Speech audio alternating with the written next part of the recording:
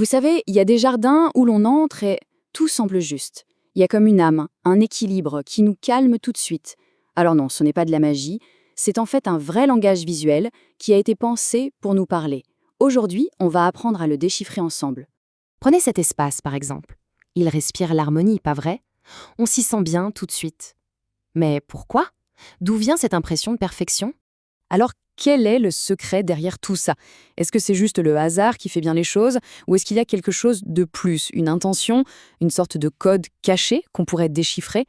Eh bien, la réponse est beaucoup plus passionnante que la magie. Il s'agit bien d'un langage, un langage visuel, bien réfléchi, avec ses propres règles. C'est ce que les paysagistes utilisent pour créer une véritable expérience. Et la bonne nouvelle, c'est que c'est un langage que n'importe qui peut apprendre à lire. Alors, on commence par le début, les règles fondamentales de la composition. On va voir ça comme la grammaire de base du jardin. Un bon point de départ, ce sont les chemins. Un chemin tout droit, bon, c'est efficace, ça va d'un point A à un point B. Mais ça peut aussi paraître un peu froid, un peu rigide. Une courbe, par contre, une courbe, c'est une promesse. Elle suggère, elle cache des choses, elle donne envie d'aller voir ce qu'il y a plus loin. Le simple fait de se déplacer devient une petite exploration. Le concept a l'air simple comme ça, mais son effet est super puissant. Regardez, ce chemin en S, il ne fait pas que nous guider. En fait, il met en scène notre regard. Il nous fait découvrir le paysage petit à petit, scène après scène. C'est un peu comme un travelling au cinéma. Voilà un autre petit détail qui change absolument tout, d'où part le chemin. Quand il part pile d'un coin, ça crée une sorte de tension, c'est un peu artificiel. Mais si on décale juste un peu le point de départ, hop, l'entrée dans l'espace devient tout de suite plus douce, plus naturelle, plus accueillante. C'est vraiment la différence entre une porte qu'on vous claconne et une porte qu'on vous ouvre en grand. Allez, on passe à un grand classique, un truc que les photographes et les peintres connaissent par cœur, la fameuse règle des tiers. C'est simple, imaginez que l'on dessine une grille de morpions sur le paysage. Eh bien, les points qui vont le plus attirer l'œil, ce ne sera pas le centre, mais les 4 points où les lignes se croisent. Ce diagramme le montre très bien. Notre œil est attiré par ces 4 points de force. C'est naturel.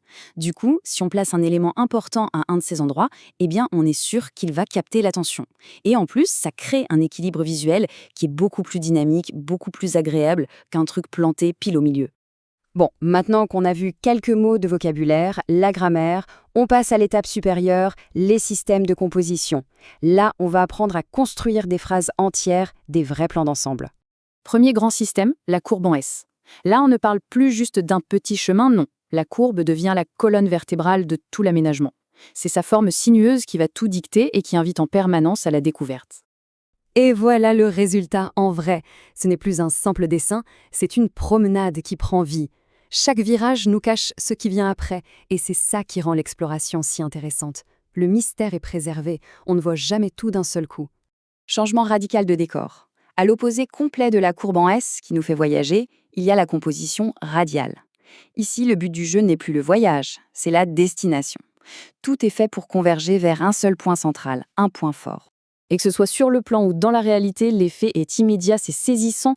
Tous les chemins, toutes les lignes, tous les regards sont aspirés vers le centre. C'est un outil de mise en scène incroyablement efficace si on veut mettre en valeur un élément précis, comme une fontaine ou une sculpture par exemple. En fait, il faut voir ces systèmes, que ce soit la courbe en S ou le radial, un peu comme des recettes de cuisine. Elles donnent une structure, un cadre qui a fait ses preuves, pour obtenir un résultat bien précis. Soit on veut encourager la balade, soit on veut que tout le monde regarde au même endroit. Ok, troisième et dernière étape. On a la grammaire, on a les structures de phrases. Maintenant, il faut le liant. Les grands principes qui vont tout unifier et donner une vraie âme au projet. Il y a 4 principes qui sont un peu le ciment de tout bon design. D'abord, l'équilibre, qu'il soit symétrique pour un côté très formel ou asymétrique pour un effet plus naturel. Ensuite, l'échelle, il faut que les éléments soient bien proportionnés à l'espace.